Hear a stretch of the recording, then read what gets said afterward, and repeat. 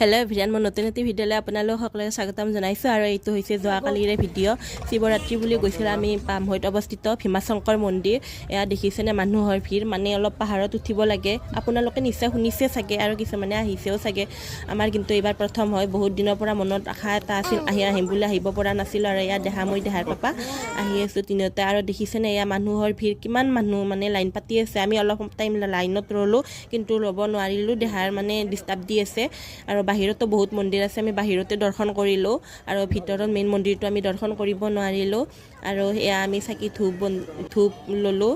আৰু এয়া মই জ্বলাব লৈছোঁ।